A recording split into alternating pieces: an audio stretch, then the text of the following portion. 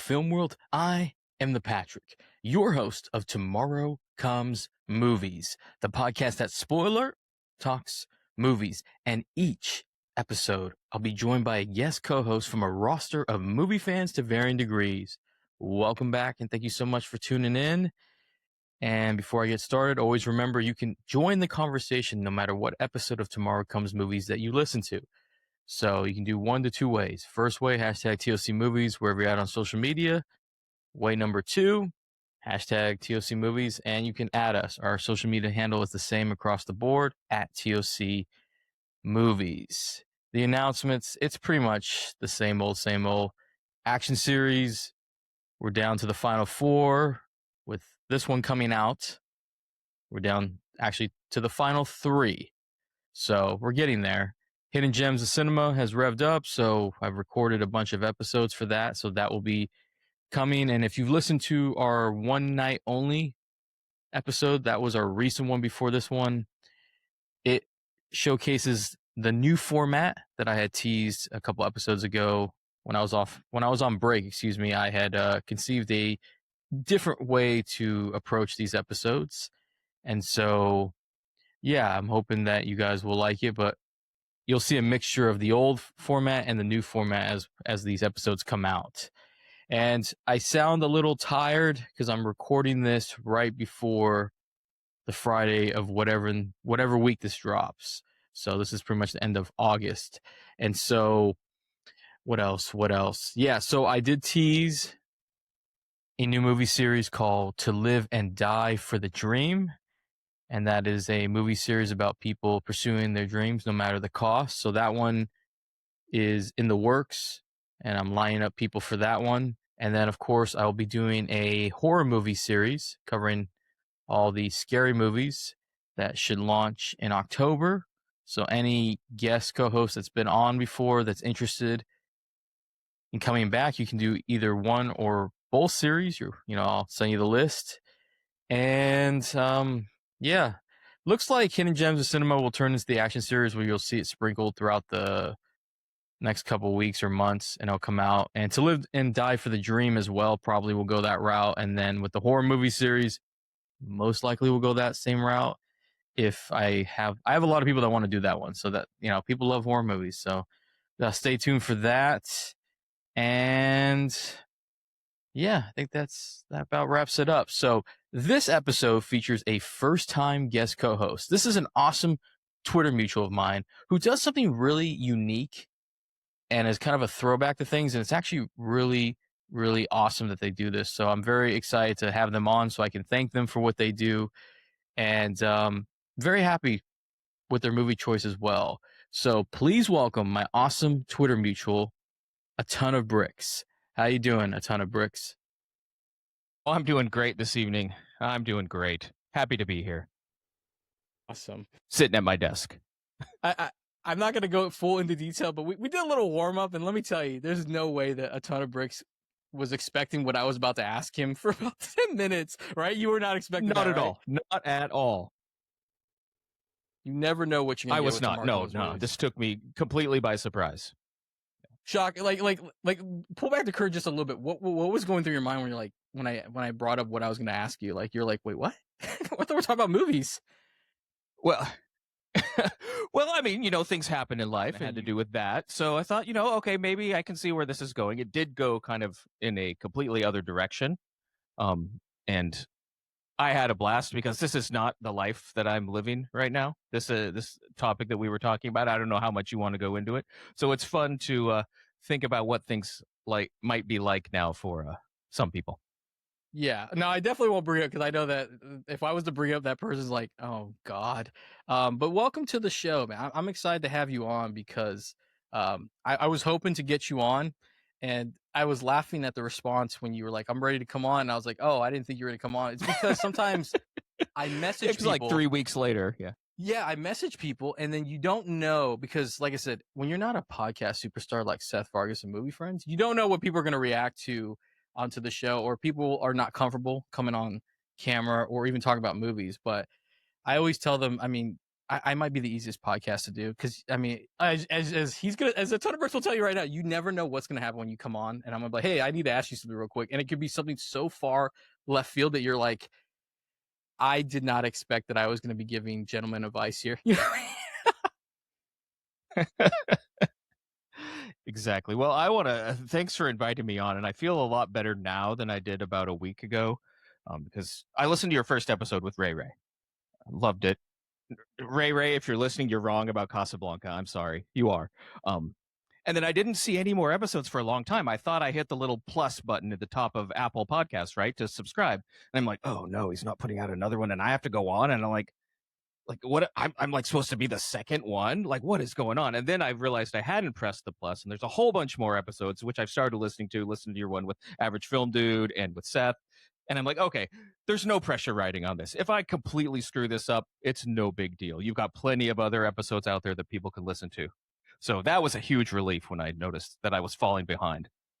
You can't mess. I always tell people this because this is a thing, and I'll even share this. I tell this to everybody, and they don't believe me. I'm panicking right now. You can't tell. I do this in class, acting classes too. I'm panicking, and everyone's like, "You look calm and fine," and I'm just like, no, I'm shitting a ton of bricks, to be honest. But yeah, like, no, you were fine. But it's funny, by the way, it made me laugh though when you did talk about the first episode because there was an actual delay in getting another episode out because the person that was supposed to come on number 2 didn't show up for 3 months. To get into yours, we're gonna do your introduction where we get to know you. What do you remember maybe a specific, now this is always hard for everyone and I don't expect you to have an answer, but is there a specific interaction of like how we kind of started becoming mutuals that you remember? Like maybe we were talking about a movie or something else. I mean, I don't expect you to know. Okay, that's a great question. So I knew you were going to ask that because you'd asked that to Seth and you asked that to everybody that comes on. And so I went back and looked at our Twitter DMs because that's where we mostly interact is on Twitter. And the first one was like right about a year ago because I'd put out a call, say like, hey, if anybody wants me to send them a Criterion Collection postcard, just hit me up.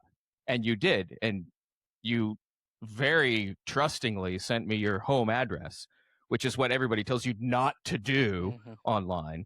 But you did it, and it worked out because I'm a trustworthy guy, you know?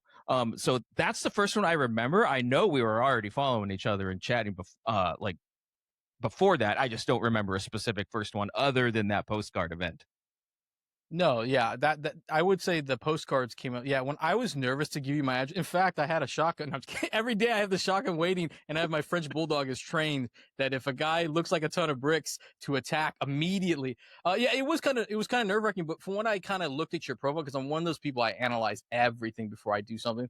I'm looking at your profile, and you're traveling to different theaters. I'm like, yeah, he doesn't give me a weird vibe. Like I had a neighbor recently. Well, that's good. Yeah. There's a neighbor. You should feel good when I tell you this. This neighbor, I was walking my dog, and she wears a mask always, and I think she's a germaphobe. Not a problem. What she did was, I'm walking my dog, and she's like, "Can you talk to me about management? Like, what do you think of them?" And I'm like, "Well, like they're okay." And she had questions, and I said, "Well, then I would just go the next day, to management." My dog wants to walk, and then we're talking for about 20 minutes more, and she goes, could I get your number? Just I promise I won't hit you up too much, like but like just in case something happens in the complex. I'm usually a nice guy. No, I was just like, I don't really text back. and it's just because like I don't even see your face. Like I seen your face. I know you went to a movie premiere, which we're going to talk about in a second. So I know that you're real, and I know what you look like in the event that you were to come to my house unannounced. But like her, I'm just like, I don't know you. And then when she left, I go, well, you didn't even give me your name. I said, what's your name? And then she gave it to me, and I couldn't hear it through the mask. But I was just like, no, absolutely not. I'm not gonna give you my phone number. Like, I've given my phone number to one person on Twitter, and that's just because I've known them long enough, and I've done their podcast where I can be like, okay, I trust that you're not gonna be a weirdo. But yeah, your postcard. You do this thing with the postcards. I wanted to ask you, what is the origin story of you sending postcards in general, and then also the Twitter mutuals? Well, in general, it started, I don't know, maybe 5 years ago or so. I travel kind of a lot for work. And so I just started buying postcards wherever I went and sending them to my family first and expanded to some friends. It's really fun. Like, I like sending them, people like getting them. And I was in line last June for the Criterion Mobile Closet in, where were we? Santa Monica. I think. And it was hot. I was in line for like 6 hours. It's a long day. And the Criterion Collection people were great. So they're walking through the line, chatting with people, doing like quizzes, like little movie quizzes. If you answer the question right, she gave me a book of postcards, Criterion Collection postcards, which I until then did not know existed. So I was like, oh, this is great. My family and friends are not real movie guys. So it's like, who do I know that I could send these to that would appreciate them? Random people, well, not random, but mutuals on Twitter that are willing to DM me their addresses, which is probably not going to be very many. And that's true. Not too many, but it worked out. I love sending them. I've since bought, I think, 3 more books of Criterion Collection postcards. I don't know if they're still doing them, but they did several years in a row. So every movie that came out that year, they made a postcard of. And so I've got like 100 to work through. So it's about time to send out another round of them, I think. But yeah, it's just so much fun and cheap. Yeah, I always feel bad though. I can finally tell you things that I can't say on Twitter. Like if you've heard the first episode, you'll start learning when you listen to these episodes about me. That's why I always tell people very different on Twitter than what you're getting in this podcast. So I get your postcards and I always forget to post them. So then like the Uncut Gems one, like I'm gonna pull back the curtain here. So he sent me this Uncut Gems one, and it was such a wonderful message, by the way, which is you're gonna get a good laugh when I'm gonna tell you next about this. Is he sends me this postcard and I read it and I go, wow, that's so nice. Like I don't think anybody said that so nicely, because I thought that episode bombed, because you never know what you're gonna get on a first episode, and then you bring on my guy who is acquired taste like a beer. You don't know what people are gonna be able to take what he says, and of course you already brought up what he said that had like wow, And so I love the postcards. I always wanted to say thank you for sending, because I think it's really cool. And by the way, I only gave you my address after I saw you send it to other people, so I knew you were okay. By the way, I had all my cards checked out. Yeah, that makes sense.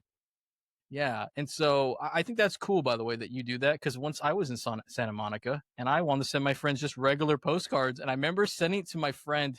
And when I say his name, it's so weird, but I was talking to my friend Big Sausage, and I say to him, "Hey man, I want to send you a postcard." And he goes, "For what?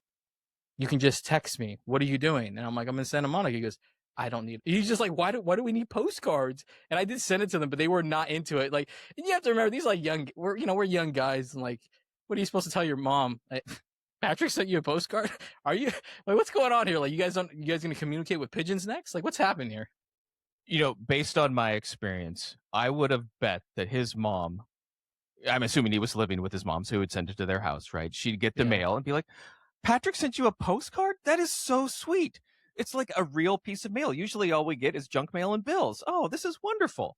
Because that's what everybody's reaction has been. Like, it's so fun. Like, usually I hate getting the mail. It's just somebody wants more money from me, or, Safeway has some sales going on. And so when you get something that's real, it's great. It's fun.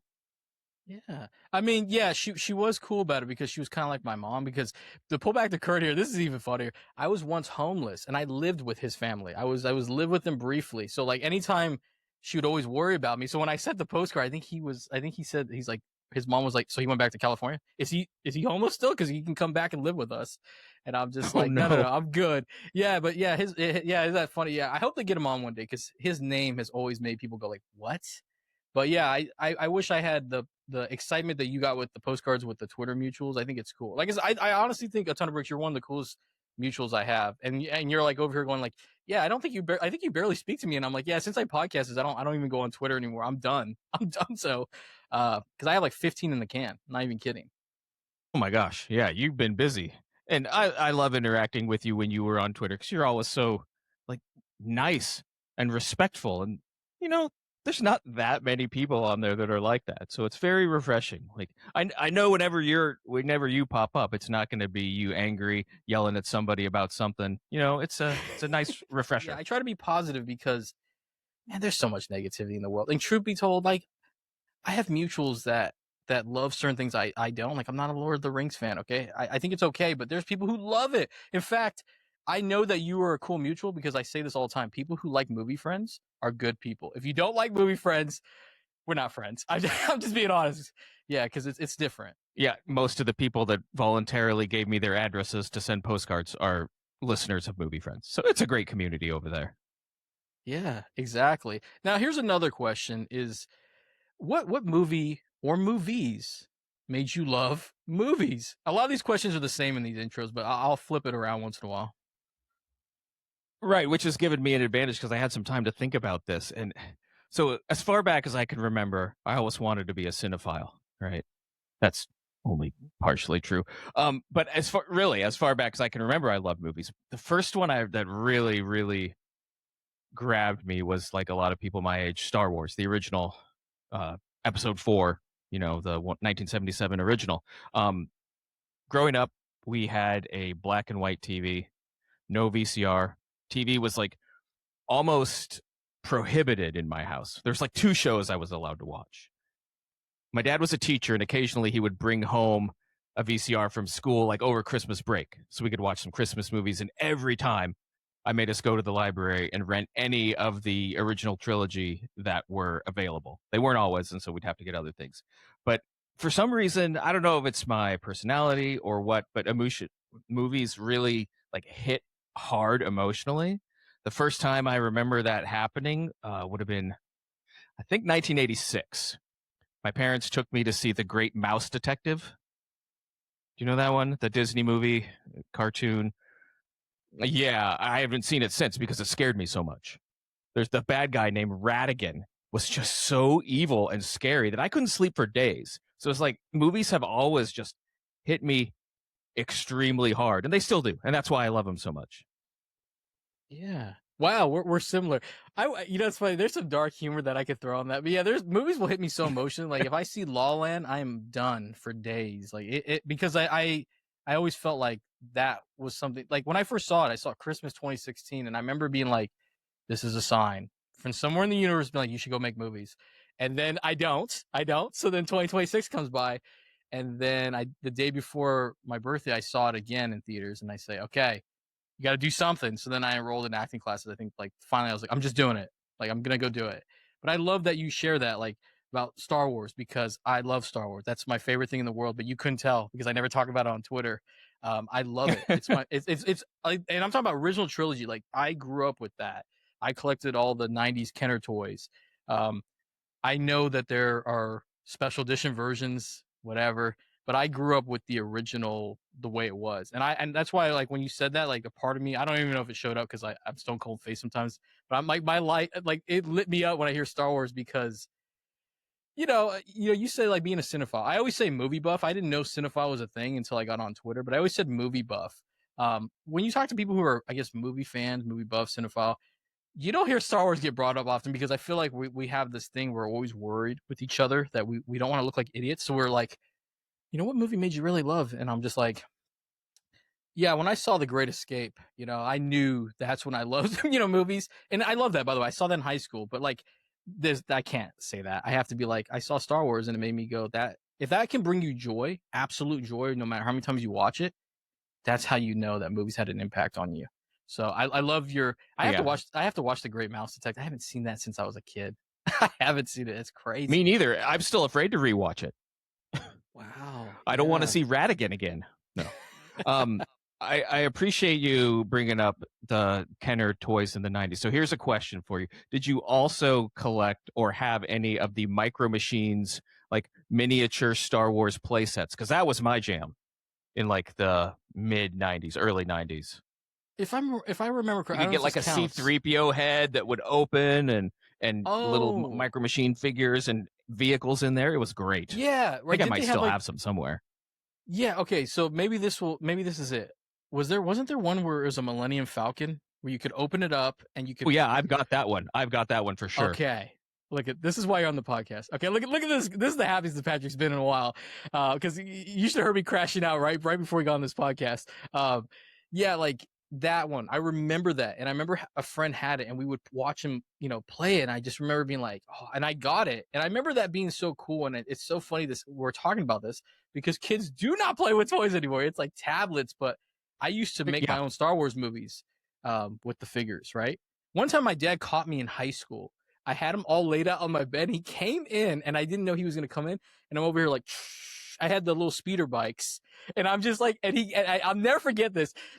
My dad came in, he was asking me something, and he goes, "Wow, really? Still doing that, huh?" He goes, "Not talking to girls, huh?" And I go, I go, I love Return Nope. of the Jedi. And he goes, you need to get in the house. Yeah, that was one of those moments where then they got boxed up and I never played with it again. But sadly, when it came to my Star Wars toys, they moved and they didn't tell me. So they got rid of all of my Star Wars. They got rid of all my original Pokemon cards. I had the original Charizard that's not worth a lot of money. And then my dad and my stepmom decided, let's take it one step further. Let's erase you. They threw out all the photos. So I have it's very rare to find any photos of me as a kid. Isn't that crazy? I'm sorry, that's crazy. Yeah, that's nuts. Yes. That is nuts. I was like, why did you do that? And he was like, we didn't have time. We just had to move. And I was like, really? 2-minute phone call? I would have traveled 5 hours the next day to get it, you know? Right. Yeah. Yeah. I think it's funny because if you're okay with this, but you are a parent, could you imagine throwing your children's photos away? Absolutely not. My son is not super sentimental. I kind of am. I always have been. And so we're going through, moving to college. We're going through his room, looking at all these things. It's like, do you want to keep this, donate it, throw it away? He's like, just get rid of it. I'm like, get rid of it? I want to keep it. I remember when you used to play with this when you were 8 years old. So most of the things that he wanted to get rid of, I kept and put in a box in the attic. So he may think they're gone, but they're not. And he's going to thank you one day because one day he's going to go back and you're going to be like, hey, yeah. Mm-hmm.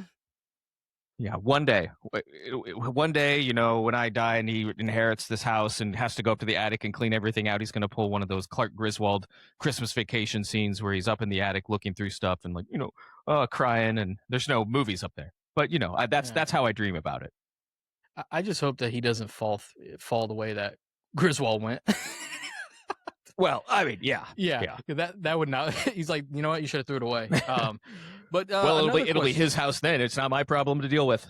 Yeah, that is true. Yeah, and I know this answer, but I'm going to ask it. You still go to the movies, right? Oh yeah. I did a double feature on Sunday. I go to the movies all the time. It's one of my favorite things to do. I saw Power Ballad, the new John Carney movie with Paul Rudd and Nick Jonas, and then chased that with Pressure, the movie about the World War II weathermen. Yeah. Wow. I liked them both. Awesome. See, and let me ask you, with going to the movies, do you mind or do you prefer to go by yourself or do you like to go with others? I don't really have a strong preference. I would say 95% of the time I go by myself, because most of the time it's just kind of spur of the moment. Like, oh, hey, I got 3 hours. I'm going to go to the movies. I really do enjoy going to the movies with other people, especially if for a second watch. For me, like, I loved this movie so much, you got to come with me to see it. So that's fun, but typically I'll go by myself, and I don't have a problem going by myself. I love it. Just grab a big soda, sit there, drink some Diet or Fanta Zero. You know, it's great. Yeah, I like that you said zero because I hate diet. If I had my way, diet would be eradicated. It's so bad. I hate the taste of diet because I'm only allowed to drink zero sugar. So then when they're like diet, I'm like, okay. I was like, you know, it's better than being like, all right, I'll like just 2 have hours some later. water. Yeah. Yeah, it's either that or like 2 hours later, they're like, I'm passing out. Like, give me a glucose tablet now. You know what I mean? Because yeah, and so.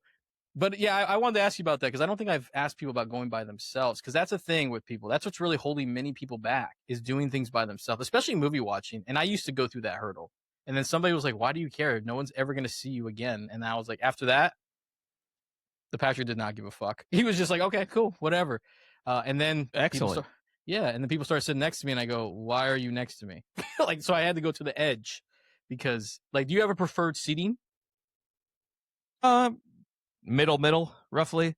But if there's somebody there, you know, I don't mind sitting really anywhere. I've even sat in the very back corner of a sold out or nearly sold out theater before. So, and it was totally fine. So, yeah, I would sit in the middle. Even when there's an empty theater, I'll still sit in the corner. Because one time I did it and this person sat directly in front of me and I just got up halfway through the movie and just sat because I was just like, what is happening here? Like, what? We don't need to do this together. Now, you know, it's funny. Talk about movies, though. Let me tell you why I've always respected you. You did something that I don't think anybody would do. Was our mutual on Twitter, fellow movie fan listener, Josie, the director of Somnia, her first feature-length debut. She had a premiere in her city, and you actually went out there and you did, if I'm correct, you did both showings and you had never met her prior to this, correct? That's correct. Just online. Yeah. Yeah, I did do both showings. I mean, other than her, who I at that point had just met or not even met yet, I don't know anybody in Mobile, Alabama. Right. So what else am I going to do in Mobile, Alabama? Then go to the 6 o'clock and then go to the 8 o'clock. Why not? Yeah. And how was it? Like, how exciting was that to see somebody that you got to watch them create the beginning of their career, like something that they haven't done before? Yeah. It was really cool. And the movie actually, I mean, I was surprised by how good it was because this is the first time they'd ever tried to do anything like that. And I found myself laughing. I even teared up a little bit. Like, I thought it was not only a great film, but a great experience because everybody was so happy to be there. I'm so glad I decided to just make the trip down. So I live in Virginia, outside Washington, D.C., and just hop on a plane and go down to Mobile, Alabama for that. It was so much fun. Yeah. I mean, Yeah, I kind of live by a motto. This is gonna sound bad, but like, go to the funeral. So maybe I should call it go to the wedding, right? Like most of life is kind of luck, right? Yeah. But occasionally somebody will tell you if you're at this place at this day at this time, that's going to mean something to me. Funerals, weddings, apparently movie premieres. Like, hey, you can go to Mobile, Alabama, 6 o'clock, March. I forget what day it was, maybe like the 18th or 19th. And it means something. And so, you just do it. You take those chances when they come, because if you miss it, you might regret it forever. Something about that, what you said is you have to take chances in life. I always tell people this because of my own experiences, but also you didn't really know Josie until that's the first time you met her. You know her on, through the movie on film Twitter, but like, I had never seen anybody actually show up and support. Cause like when I originally did this podcast was dead on arrival. I couldn't get anybody. And I was lucky to get the opportunities I was able to with the limited audience, but I never knew people supported one another. That was so I always wanted to say I always thought that was really cool that you did that. And on top of that, you got to meet her, and that's even like you said, what an experience. You got to meet somebody and witness the beginning of their career. You're the real deal, a ton of bricks. You know that? Yeah. And I'd never been to Alabama before either. So this was great. Check another state off my list. I think, yeah, it was really fun being at a premiere. I think this is the second movie premiere I've been at in my life. First one was probably September 1998 in Yakima, Washington. That's my hometown. Local guy was premiering at the local big theater his movie called Yakima Wash, which, as far as I can tell, does not exist. I don't think it ever showed anywhere other than that night. It was an okay movie. Never existed as a DVD unless I can like dig up one of the producers' Facebook pages or something and request one. It's just like gone. And that's what happens to most movies. So I saw that Josie and Mitchell, her husband, who made and directed and wrote Somnia, Josie directed, he wrote it, are making DVDs. So even if it never manages to get into a festival or another public screening, it'll still exist. I could still have it and reference that, when I'm a doddering old man in my 80s or something, like, oh, I went to this world premiere of this movie, So that I'm really thankful for. Thanks, Josie. Yeah, and shout. Yeah, I'm over here only talking about Josie, but shout out to Mitchell too, because they were quite a force, a writing directing duo that really created something. It's funny you bring up Yakima. You did talk. I think we talked about this because I actually went to Yakima. I actually have my ex-girlfriend family was from Washington, so I would go through the tri-state area. But Yakima was brought up a lot. I think I went there once or twice. So when you brought that up, I think we were talking about this a long time ago on Twitter. I was like, really? You've heard of this city too? And then you were like, I'm from here, I think. And then I was just like, yeah, I went there a couple times. Man, it's a beautiful, Washington's awesome. I love the, not the heat though. There was some heat. It got a little hot for me, but then again, I shouldn't complain because I'm in California.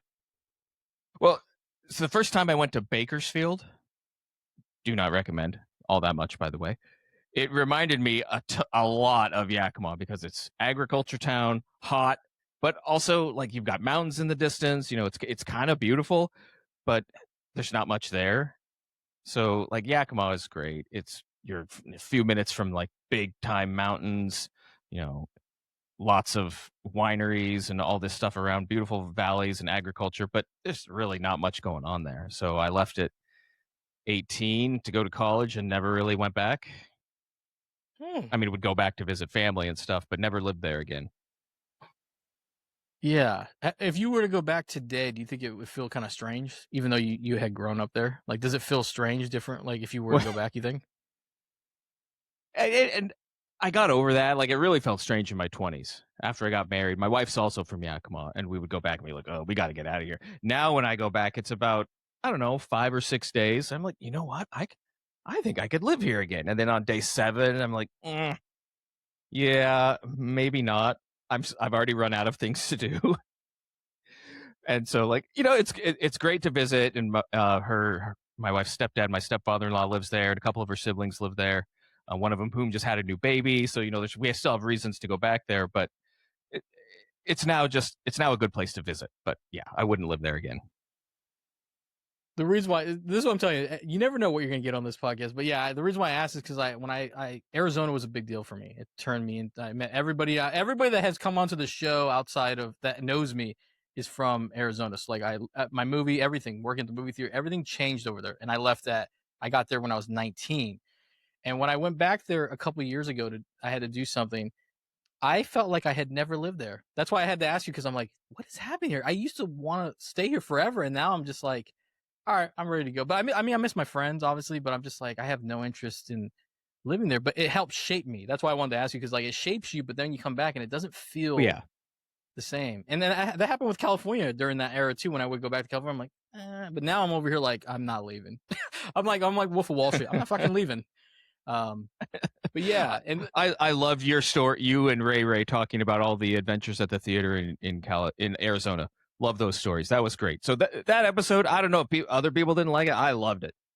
Okay, let me ask you. Let me get a real good read off of this. So you actually enjoy those stories? Because Ray and I were kind of mild, and so imagine us. That was like 60% of us. Could you imagine at 100%? Because I was just like, I don't know if people are ready for this. Because I'm always worried that I'm going to say something wrong. By the way, this is my constant fear, and that's why I'm really I guess someone said you said I was nice on Twitter. Like, I'm afraid to say any joke.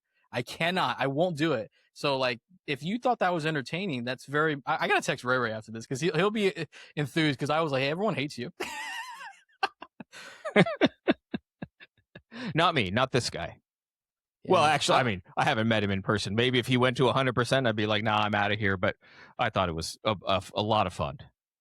Well, you know, honestly, can I say thank you? Because like, I thought our stories were so boring. Like, there's more, and I was just like, don't tell that one. But yeah, I appreciate that you listened, because I'm gonna tell you something so funny about the postcard you sent me.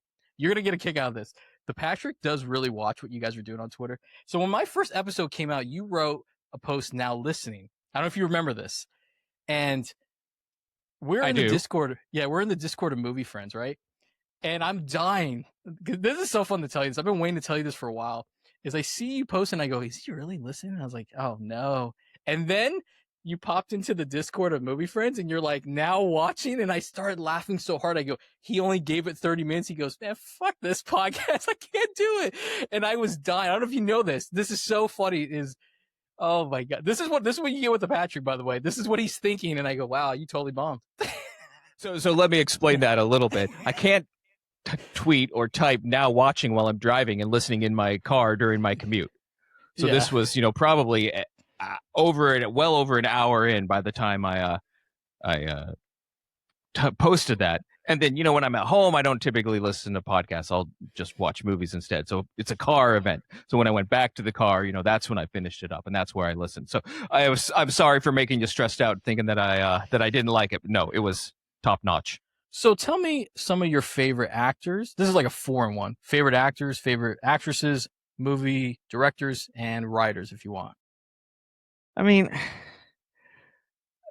these questions are always impossible, right? Like, what am I supposed to say? And honestly, I was thinking about this, and I'm like, I kind of have relatively pedestrian taste. Like, I freaking love Steven Spielberg.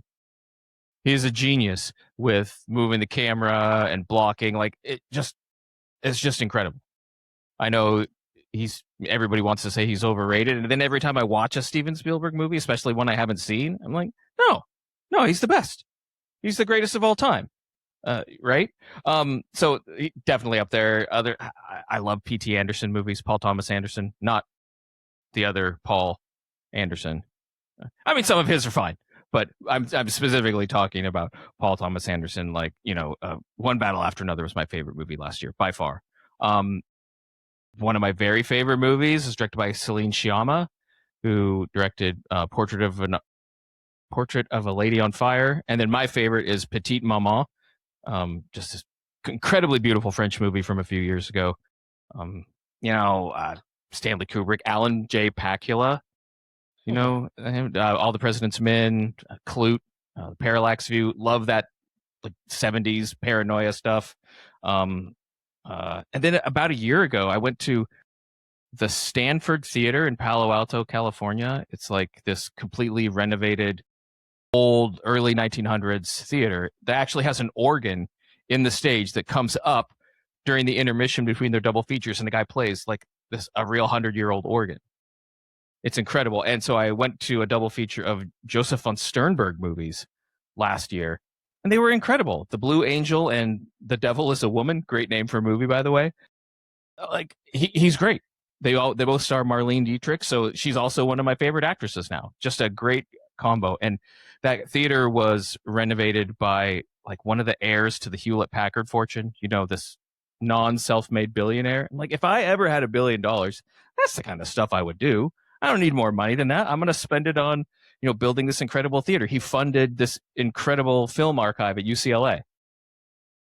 Like, that's what he does with his billions. That's perfect. That's exactly what I would want to do. So, love those actors and actresses. I already mentioned Marlene Dietrich, right? Again, kind of like a bunch of normal people.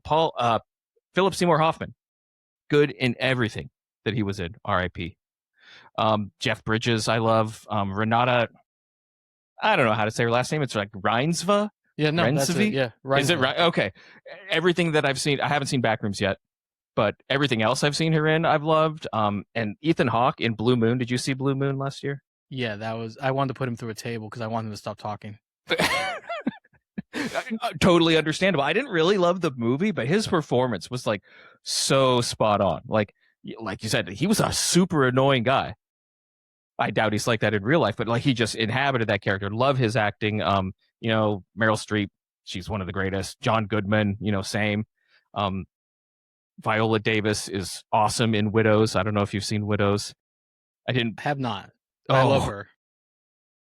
I had no idea what it was. Turns out it's an incredible like heist action thriller with the name Widows. I was like, oh, this is going to be like some drama. No, it is awesome. Blew me away. And then I don't care how much flack he gets. I love little Timmy C. I do. He's so good.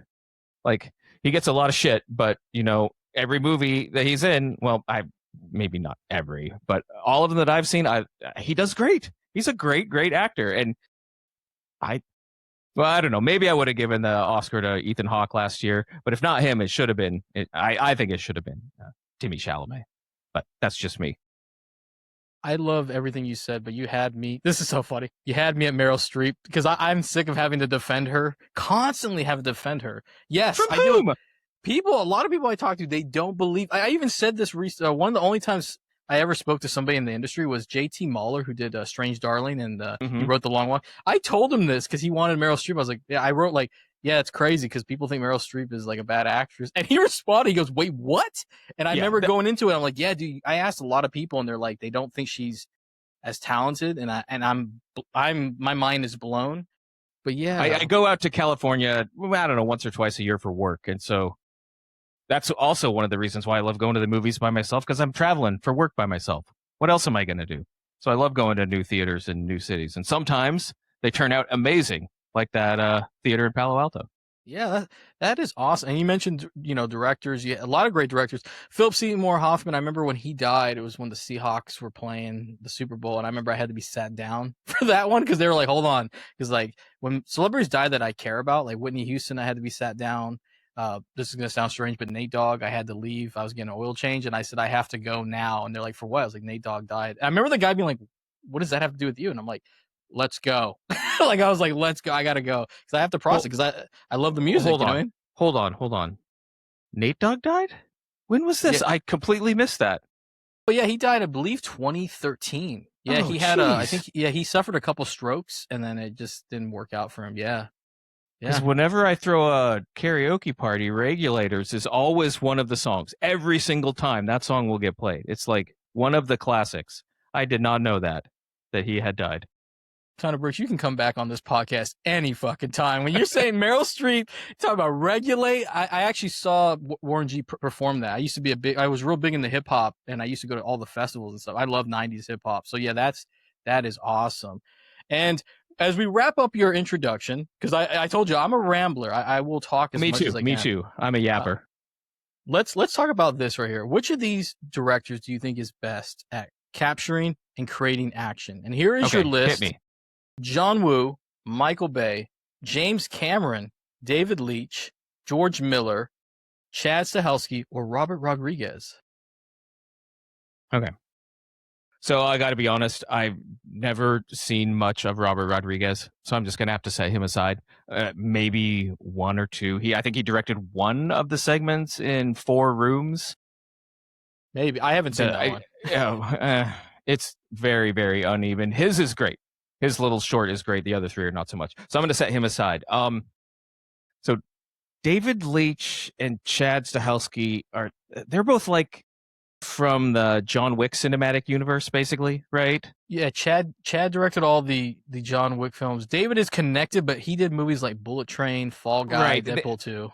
And they were like, they're both stuntmen, right? Yes. So most of their movies I don't really like all that much, but they do such an incredible job of focusing on and showing the stuntmen and those stunts.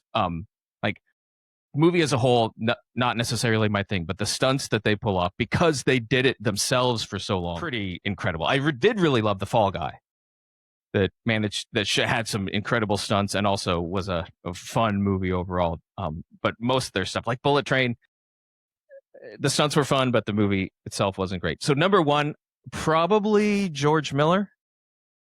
Maybe leaving aside 3,000 Years of Longing. Like, I know that's one that he wanted to do for so long, and finally, after Fury Road, he had enough chutzpah in the industry to do it.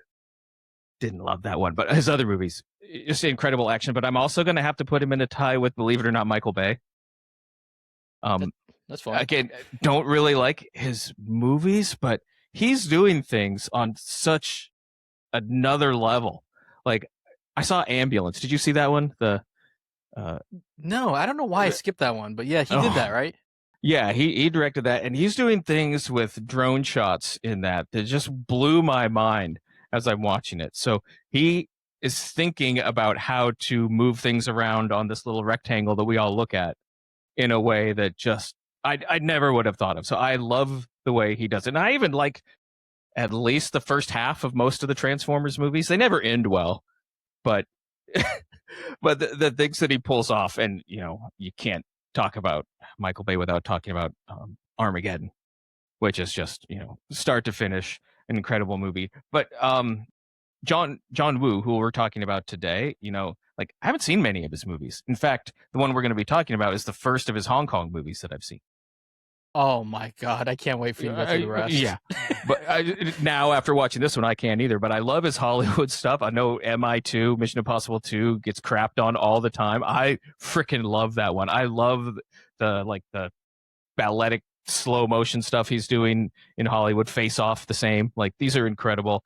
But my favorite movies, James Cameron, because he's not afraid to do. I don't know that he's the best at capturing action, but he's not afraid to make them not cheesy exactly, but heartfelt and emotional, which, like I said earlier, like that just hits me when Arnie gives a thumbs up as he's going into the lava at the end of Terminator 2. That is incredibly cheesy, but I love it. It just hits so perfectly. And that's what he does better than anybody else in terms of action, is making these emotional touch points. And so his are my favorite movies, but I think George Miller and John Woo may be best at capturing that. George Miller and Michael Bay at capturing the action. You know what's funny is I had a shout out to J Love Movies. I had a mutual come on. He said Michael Bay, and they cooked him on Twitter so badly because he said he never saw a John Woo movie. To the point where he messaged me when I was like, "Hey, go look at TikTok real quick," and he goes, "Hey, give me a John Woo movie," because they're going crazy, and they went after me for not putting Spielberg on the list. They were like, "Why isn't Spielberg on the list?" Or the Wachowskis, and I go, "There's only so many I can put on this list." Right, I was just like, yeah. and I was just like, but I don't judge people for their answers, and I was actually defending him because I was like, does it really matter if he hasn't seen John Woo? Let's give him the opportunity to watch it and see. I was like, there's nothing wrong with Michael Bay. And that's the problem with being a movie fan. You have to deal with the snobbish thing. I've been there. When my boy is snobbish, you know this, but I can deal with him versus the others. But yeah, that's not. I think that's a good answer because George Miller and Michael Bay. I mean, give them. They're both good at creating action. There's a reason why we talk about their movies, even if Right. you're not the biggest. Even if George Miller's movies might be better, you can't deny that Michael Bay has an influence. Actually, true story. Ray told me. I don't know if this is true. Ray's going to be able to tell me this, but he told me because back in Arizona they used to screen movies where you give your opinion. I went to one to see Flight. I saw Flight 6 months, and I didn't know Robert. I recognized Robert Zemeckis in there, and I didn't say anything. I don't know why. He was in there, and I remember Ray telling me that they screened Transformers, one of the Transformer movies, and there was a girl that worked at the theater who went to it, and when they asked her for her opinion, she said, "I really don't like your movies. I think they're not very good." And he went up and hugged her. That's what Ray told me, and he goes, "I just want you to be honest." I don't know if that's true or not, but I was just like, "There's no way I'm saying that in front of him." And then this is one. This is a question I don't know if I've given anybody yet, but if someone was to come up to you, Ton of Bricks, and says, "Name 5 action films that are must-watch essentials for any fan of the genre." So a little inside baseball here. Patrick did give me these questions ahead of time, so I had some time to think about this because this is a big question, right? So the ones that I came up with, like, I'd have some recency bias. I've watched all of these pretty recently because they're the ones that are like, oh, yeah. Every time I watch a movie that I like, I'm like, oh, this is my new favorite movie, right? I throw out 5s on Letterboxd like candy.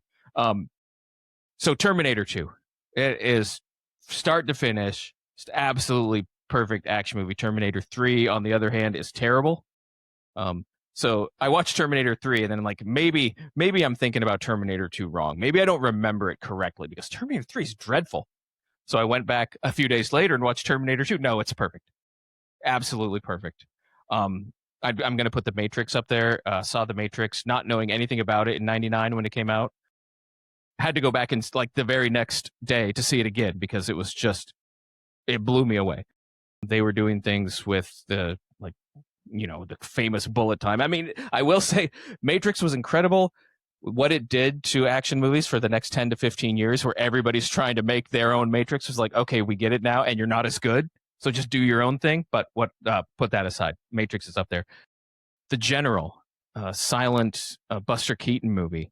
Maybe like the first action comedy. I saw it honestly at the National Gallery of Art in downtown Washington, D.C. They do film screenings every Saturday. Saw that a couple months ago. And it's incredibly funny. And they're doing stunts with like actual steam trains crashing like they did in The Fugitive, 100 years later almost, back in the 1920s. They're blowing things up. I was shocked at how much they were pulling off with no computer stuff. Not even really any post-processing at all, right? All in camera. It was just incredible. It's very funny, too. So if you get a chance, The General, Buster Keaton, I want to say like 1927. Word of warning, if anybody decides to watch it, the good guys are Confederates. Yeah, it's a different time. It doesn't really play into it all that much. It's just it's based on a roughly true story. So just as a heads up, if you're going to watch it, don't be shocked about that. It's relatively benign as far as those things go. And Die Hard, number 4, Die Hard. Yeah. And these are not in any real order. Die Hard, it's just so tight as a screenplay. Like, there's nothing in it that doesn't matter, and everything that's in it does matter. There's like nothing extra. Everything is just like one after another. Really should have been called One Battle After Another, maybe. And then number 5, this is maybe a weird pick. I'm going to pick the Steven Seagal direct-to-DVD action movie called Today You Die. I watched that during my own personal Cannes movie festival this year. It is one of the worst things I've ever seen. And so I think that's important if you're going to watch action movies and you're like me, like, Bullet Train. I didn't really like it that much. No, it's important to watch these ones that are actually really, really bad because it gives you so much appreciation for the ones that you just don't really like. But they're actually, they're competent movies. They're made by people that care about the audience. It gives me a new appreciation for the stuff that I don't really like, but it's actually good because this was just so bad. Everybody's phoning it in. It's like disrespectful to the audience. What a piece of junk. And so it's important to have that end of the spectrum in there too. Wow, we're about to get exclusive here because something was cut from the Commando episode that I had revealed some. But I'm probably gonna leave it here. Okay, so I know about Today You Die because I think Tretch Fanati by Nature is his co-star. Actually, yes, that's correct. When I was a kid, this is real. This is a lot has changed, folks. I'm going to state this that I understand. When I was a kid, though, Steven Seagal was my favorite action star. I loved the 88 to 92 era. Was every movie he put out during that era. I think it was Above the Law to Under Siege. I'm rolling with him. And I thought he was the coolest. Now, obviously, in real life, he's the biggest piece of shit in the world, and I don't like him. But yeah, it made me laugh because you were in the movie Francisco. You were watching a lot of his straight to DVDs, and I want you to know I had all those back in the day before we found out what he really was. Where now everything's more light because I knew he was a jerk like within like a couple of years. Because I was in the 2010s, I was still rolling with him because I knew he wasn't, he's not really good anymore, but I just love watching him throw people around because he does it it's ridiculous. But I actually had Today You Die. I had all of them and I would watch him and people would be like, he's the worst. And I'm like, I know he's a terrible actor. Him and John Wayne are the most sauceless actors I've ever seen. And I'm just like, but dude, he sells it so well. But that made me laugh when you brought that up. I usually won't bring it up because then people are like, you like that kind of guy? I'm like, not anymore. Not anymore, but that made me laugh so hard when you brought up Today You Die because that's a deep cut. Because if you've seen that, yeah, those 30 DVDs are god awful. Yes, so the fact that you had those, I don't know whether to be impressed or horrified. I go either way. I had the Wesley Snipes ones you were watching too. There was a point, and I've brought this up before. There was a gas station or Big Lots, and they had all the Jean-Claude Van Damme, Wesley Snipes, Dolph Lundgren. I walked out with all of them. And I would show them to my girlfriend's family, and they would be like, "What the fuck? What happened to Wesley?" And I'm just like, "He has to pay his taxes. I'm here for him. I got him." But yeah, I ended up getting rid of them all. But yeah, it's funny when you were watching them, I would die laughing because I would be like, "I saw that," and I was like, I was wondering what you were thinking because I'm just like, you got to be just like, this has got to be the worst movies, and I was like. Locked in, like that meme where they lean in the chair. I was like that for The Contractor for Wesley Snipes, and I'm just like, what? Now I look at it and I go, what the hell was going on with you? But yeah, and so that wraps up your introduction. But the 5 essential action movies though, those are really good. I can't argue because I T2 would be in there, Die Hard would be in there. I guess I would for me because I'm real big into John Woo right now, so Hard Boiled and The Killer get in there, and then.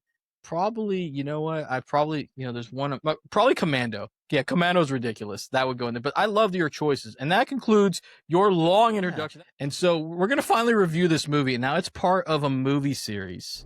Tomorrow Comes Movie Podcast presents Woo. Now that's what I call action.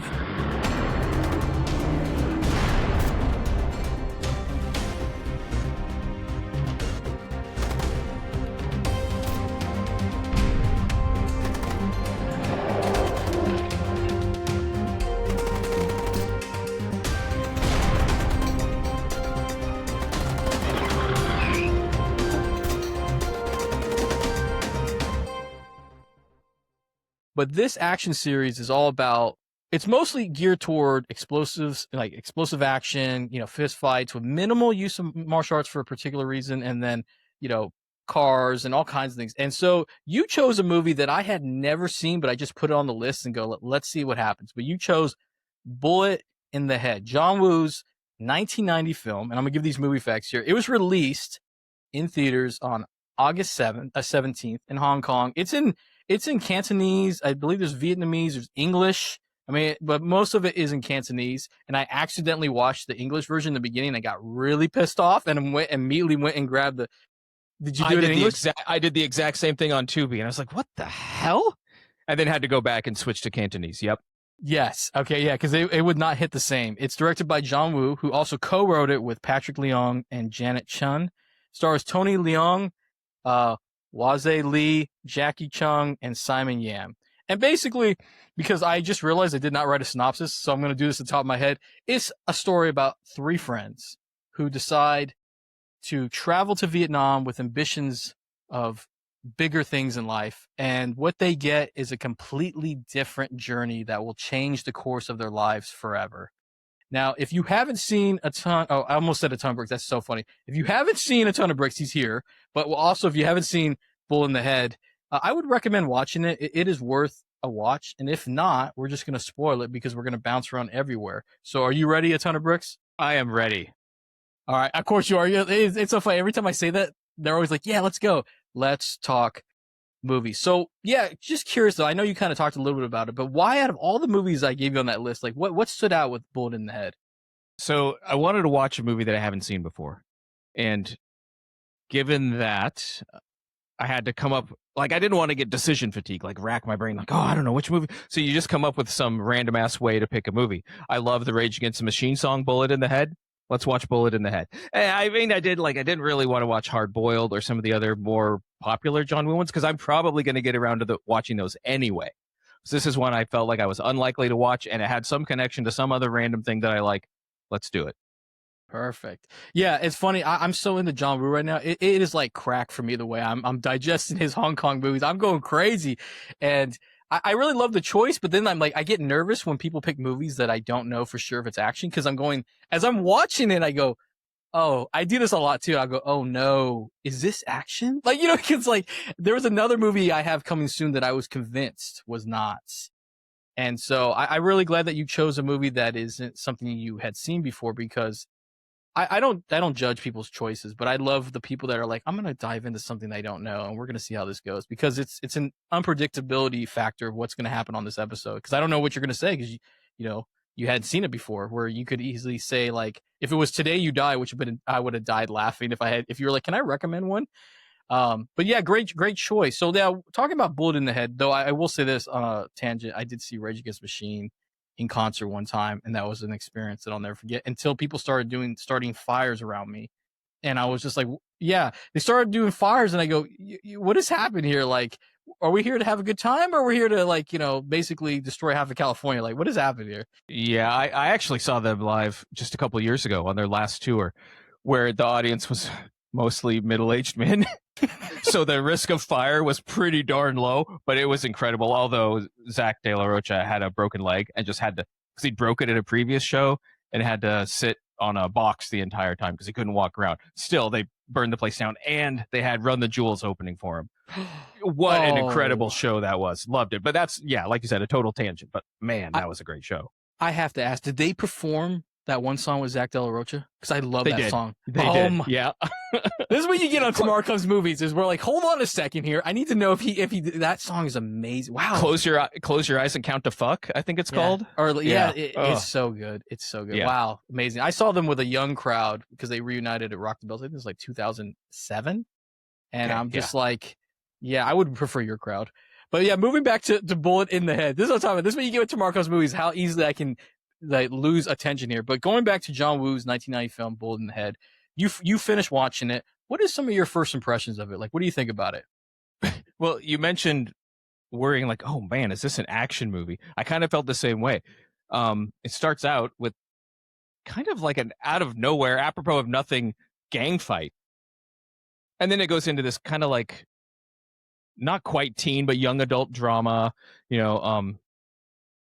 and I'm like, okay, are we going to get back to this? There's a little bit of fist fighting, but my main first impression was that when it ended, I felt like I just watched 4 different movies.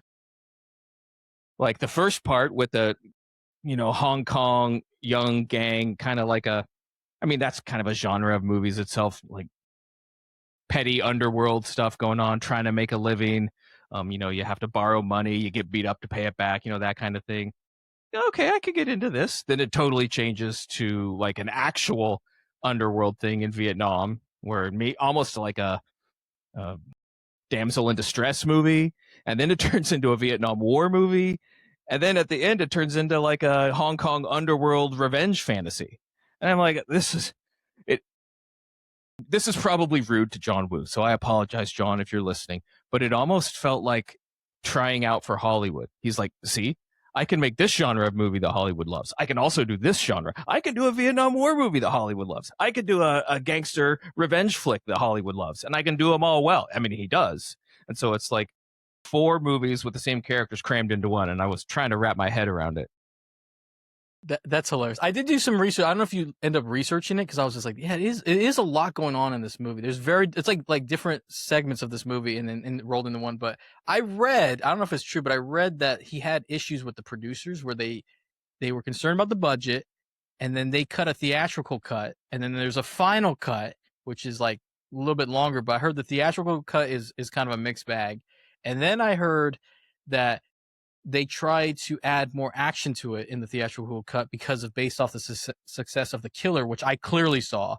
But yeah, I'll say this. My first impression was it is a mixed bag, but man, John Woo makes me care about things that I should not care about. Like the thing about his action movies, and this is an action that has a lot more to it too, but it's definitely his version of Deer Hunter. In the beginning, that's exactly what I thought. I was like, I did not know I was watching John Woo's Deer Hunter. Yeah, and I love Deer Hunter, and to me, this is like side B to their side A. Like you get two different. It's very. At one point, I'm sure we could have ran into the other characters of Deer Hunter, but it's such a weird movie. But my God, did it take so much out of me that I was. Pull back the curtain here. I took a little bit to get back on to do this podcast. I had to delay a little bit. It took a lot out of me on top of what I was telling Tony Bricks earlier because I was so drained because there's this beautiful friendship to it, like. You know, and there's so much more to this movie than what it is. But it is very strange if you when you watch Hard Boiled and you watch The Killer and A Better Tomorrow trilogy, it'll be interesting. If you ever do message me what you think of those, because you're gonna watch those and be like, wow, he was on point. Like he's straight on line with what he wants to do with these movies. And then you watch A Bullet in the Head and you go, I might have gotten a bullet in the head because I'm pretty sure this is a different movie than what was happening 45 minutes ago. But I've personally dug it personally. Oh yeah, me too. Me too. It was just a lot more than I was expecting. Yeah, a lot more to it. Yeah, and you talk about by the way, he talks. Yeah, in the beginning they're dancing, which I was like, man, Tony Leung is a good dancer. Like, are you a good dancer? Me? No, yeah. No, not at all. There's a legend about me that I'm a good dancer, but which is really strange because my mom actually brought this up the other day. She's like, I was told you're a phenomenal dancer, and I said, who told you this? And she goes, well, your former stepdad. And I said, I've never danced in front of him. So where is he getting these, and this legend continues. It's still today. And I've never danced. Like, and even when I had girlfriends, they would hear that I'm a good dancer. And they're like, oh, okay, let's go on the dance floor. I'm like, it's a lie. I don't know who's telling you this. It's not real. So I love the dancing, but then you were right about this gang fighting in I'm assuming the 60s, right? It's kind of set I think so. Yeah. Yeah. In the 60s, maybe like early 70s. And let me tell you about their gang fighting. This is when John Woo's like, let me show you how I would do West Side Story. Where instead of they have knives, but they have bats. And it's so funny because it's kind of a martial arts version of West Side Story, but it's so good. And then throughout this, you kind of get sprinkled some of the story beats that are going to come back later in the different versions of this movie. And speaking of Bull in the Head, what were some of the highlights for you? Like, what parts did you really like that really resonated with you? So my very favorite of the segments was the Vietnam Saigon underworld thing where they've got the singer from Hong Kong who they meet, who's kind of being trapped there. They've got all these like Vietnamese gangster guys that they've got to overcome, I guess. And they get to meet this cool guy named Ah Lok. Love that guy. He was my favorite character. I love that guy. And so it felt like a very coherent, like I understood what their goals were, what they were trying to do. They lost all their supplies that they were going to make money on. So they got to make money somehow. And so this is how they're going to do it. This is how they win. That segment was great. Some of the other ones I didn't like as much. But the evil change where I think his name was Little Wing or Wing. Yeah. Like you could just see the evil coming across his face when he sees this gold, and you're like, this is going to be important. And so like that segment was my favorite. Yeah. So yeah, there's 3 characters. We have I think it's Phi Jai, we have Abi, and we have Little Wing. Great names, by the way. Yeah, Don't watch the English awesome. version. Don't watch the English version because they have different names, and I like- was like, Yeah, like Paul- Alan and Yeah, I'm like, oh, no. Get outta and then here. Alok. Yeah, you met who's, by the way, my favorite character too. Chow Yun Fat, the guy that's in most of John Woo's 80s classics, was supposed to be in this. I read, Okay. but he was too small of a role for a leading guy. And when you see Chow Yun Fat, I hope you like him because he's one of my favorite actors now. The definition of cool. No disrespect to Steve McQueen because I feel like he's probably turning in his grave right now. But like, really. But yeah, the highlights for me. I did love the Saigon thing because let me tell you, they're all poor and they want to come to Vietnam because Little Wing's uncle told them basically chaos makes a lot of money. You can thrive in Vietnam. So they go out there because there's a murder. Abi murdered this. Yeah, like I said, that's another crazy thing. Yeah, he murders somebody who beat up one of his friends who borrowed money to pay for his wedding. Abi's wedding needs or like reception. They need to pay for it and they haven't done it. It's crazy. So they go to Saigon, right? Let me tell you, that is when I regret my life choices, is when they get to Saigon, it goes haywire. They're just barely in a car and it's immediately. Yeah, like there's already basically they're trying to, a bunch of people, guys in Vietnam are trying to bomb a certain general, I think it was, and they get kind of caught into it. I love the Alok part. Yeah, his intro, that was my favorite because he was the coolest dude in that whole thing. And then I love the one you mentioned, the Saigon Air with the girl, because I relate to that. I love that, like, because to me that was interesting. I did like the beginning, obviously, but yeah, the Saigon's good. It gets a little strange though, is when they get caught up in that Vietnam War, it's a little intense. But I did like how it ended how it kind of rebounded at the end because it goes back to the whole concept of friendship. But definitely love the action. There is such good action in this, despite not being as present, but they make up for it. I love the story. And the friendship. Truth be told, I love the friendship. That is a big core in this movie. But I have to say that Little Wing is an asshole. 100% you were right on this. His evolution is nuts to me. And you can see it in real time.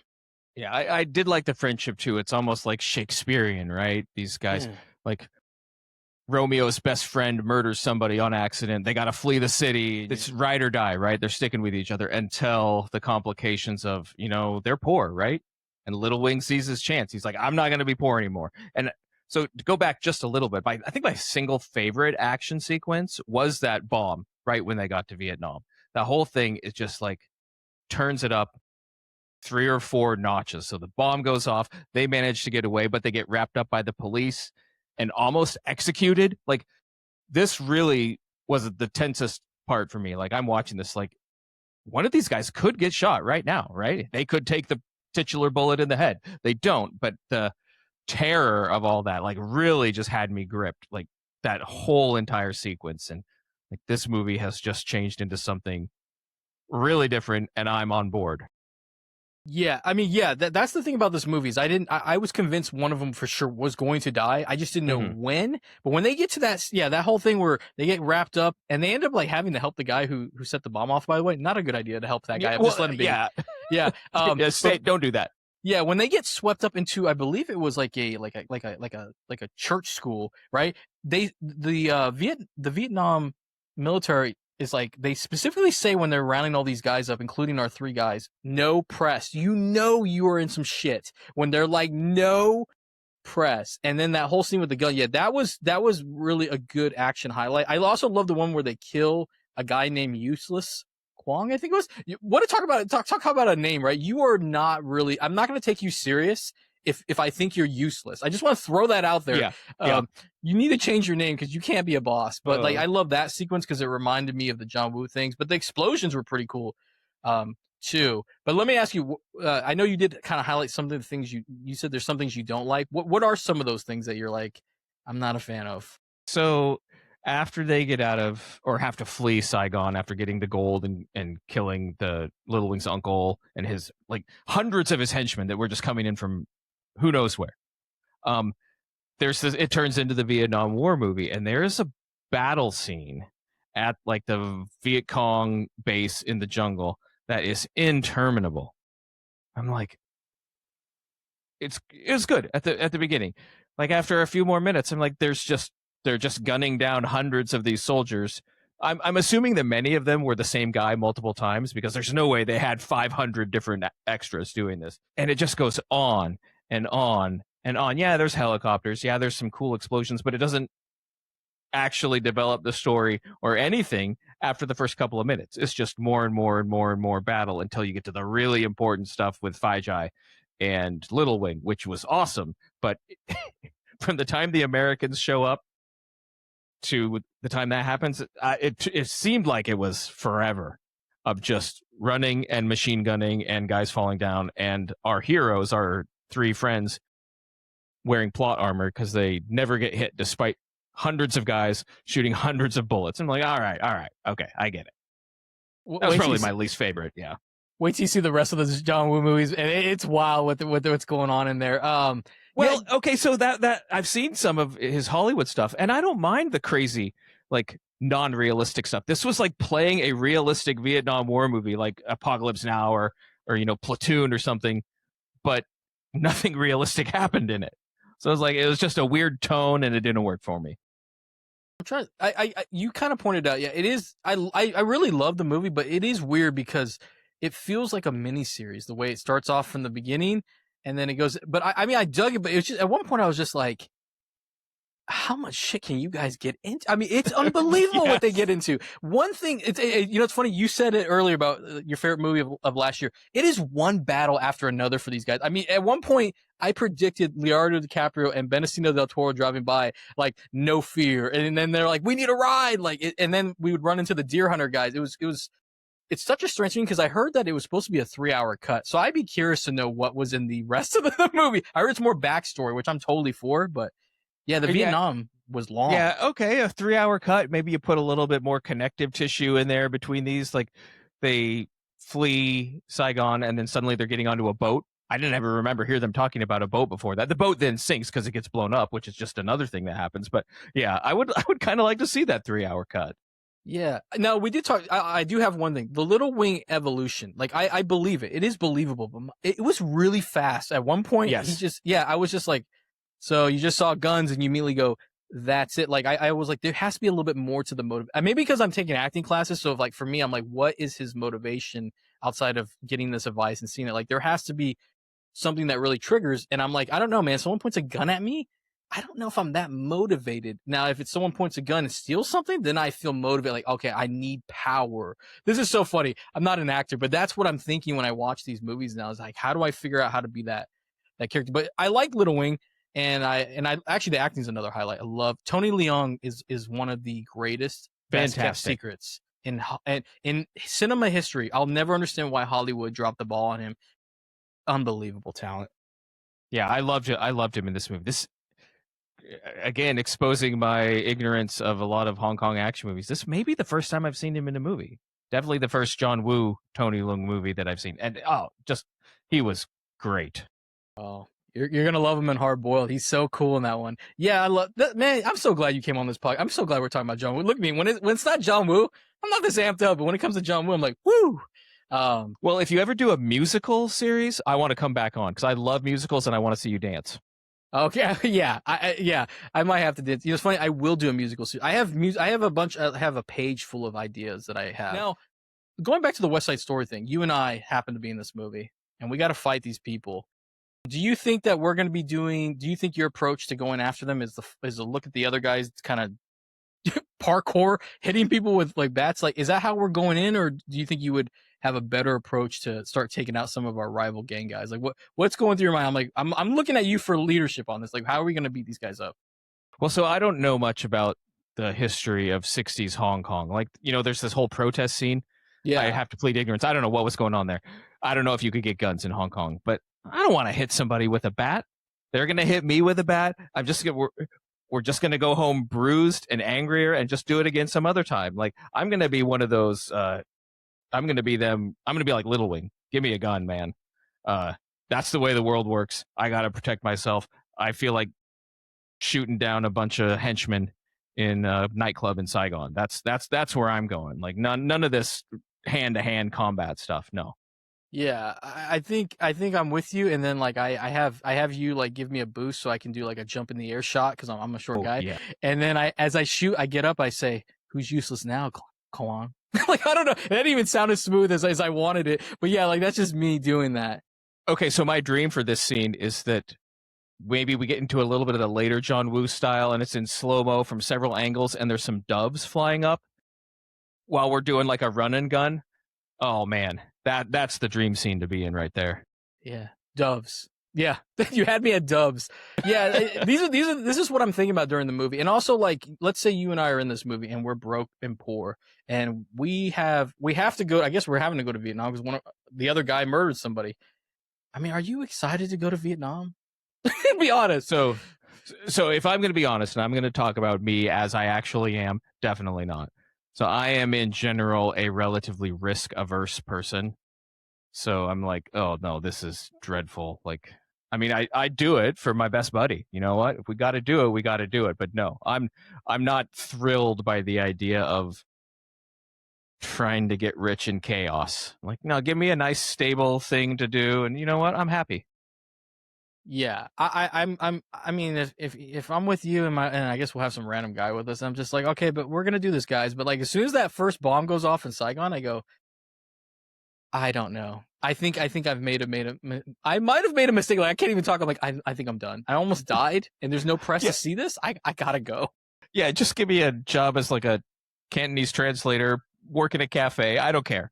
None of this underworld stuff for me. I'm going to Singapore. I'm like, where's the next destination? Because I can't do this. I can't do this. Like, this is not happening. Now, we did talk about, you did mention Alok. Like, who are some of your favorite characters? I know Alok's one of them. Did you like anybody else? Yeah, I mean, Abi, like Tony Leung, his character is great. I really loved the romance he had in the first little bit in Hong Kong.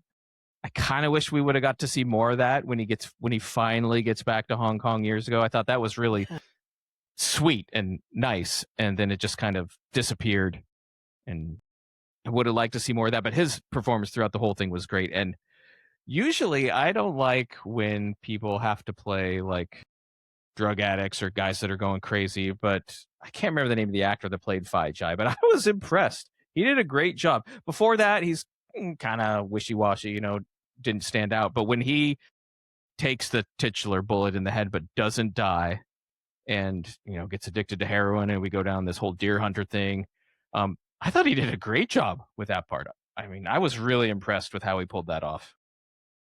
Yeah, I'm a huge Alok was my guy. Abi was the person that I liked. Yeah, he was the one I related most to. Fai Chai was like, that's the real one. Little Wing turned into a big thing, and I was like, I'm done with you when it comes to everything. Like, I don't want to deal with you ever again. Like, yeah, and I did like the singer. Chooses the gold over his buddies every time. Yeah, come on. Yeah, and speaking of that, like, you have, let's say, like, we're in this movie, and all right, Little Wing's the other guy, so we'll play the other ones. I'll let you be Abi. I guess I'm taking a bullet in the head, whatever. Not the first time. Do you, in that situation, we see him doing that with the gold. I mean, what is going through your mind? Like, do you think you would give him more chances after he's kind of shown his true colors? Like, because he does show it multiple times, and they keep giving it to him. And I'm like, I was done after one. I was like, I know who you are. Yeah, I'm with you. I don't think so. I'm like, if you want to go and take that gold more than this lifetime friendship, then do it. You showed us who you are, man. We're not going to chase you. We're not going to try to get you to come back. Like, it sucks. It's awful. It's probably traumatic to deal with. Well, along with all the bullets getting shot at you. But like, yeah, no, he can have it. Yeah, and that's the thing about this movie I really loved was this friendship, is because I feel I have this conversation daily, a ton of bricks, about how friendship is so hard to obtain, especially younger people, where like we have everything available to us, and yet we can't keep friends because we're so worried about what's the next best thing. And I love this movie because it highlights how friendship really is essential to your life and how you grow as a person, and the fact that you need people in your life who are going to back you up because friendship is not defined by convenience. I hate to tell this to people. It's defined about the trials and tribulations, the hard parts in your life when you're at your worst, because you can't have people at your best if they won't accept you at your worst. And I was curious, did you like that part of the friendship? Do you have friends? Do you have a friendship like that? Like with Fai Chai and like Abi? I do. I've got a few guys. I don't live near any of them. Let's see. We've got John, Fatback, and Milk Dud. So Love the if you ever names. remember the movie, it was starred Jamie Kennedy, like Malibu's Most Wanted. Oh my god! Yes, yes, Yeah, yes. there's three guys: Fatback, Bloodbath, and Milk Dud. So I was Bloodbath, and then there was Fatback, and that's John, Corey, and Matt, and that's mostly what we call each other. But every once in a while, we'll go old school with the Malibu's Most Wanted. But yeah, these guys are like, we try to meet up at least once or twice a year. I don't think any of them would take the gold, and if they did, boy, would I would be devastated. I will say, like, there's one part of this movie and the friendship that made me freaking sob. Okay, what was that? You probably can guess when Abi finds, he thinks Fajai's dead. He thinks he dies in that battle, and when he finds him in Saigon, and he's just gone, he's not there, addicted to heroin, can't even really think or talk because he has a bullet still in his head, and man, I'm tearing up just thinking about it. And Abi does, I think, the right thing. Like, he does what Fajai wants. He puts a gun to his chest and kills him. And I'm just like, I mean, that's friendship, because you're doing what's best for your friend, that it's the hardest thing you've ever had to do in your life. I was like, man, I don't know that I could do that. I don't know that I could, but seeing that in the movie is like, that's true friendship. I'm just like sobbing. Yeah, that's actually really. I'm glad. And you kind of answered a couple of my questions. That's why I love having you on, because I was gonna ask you about the things. It'd be funny to have your friends like, all right, well, here's the Patrick, Ray Ray, and Big Sausage. Well, what's up, guys? Like, you know what I mean? Like, we're all meeting up. If in that situation, yeah, that is one of the most heartbreaking things, is having to do something for your friend. He's not the same person. Fajai's gone.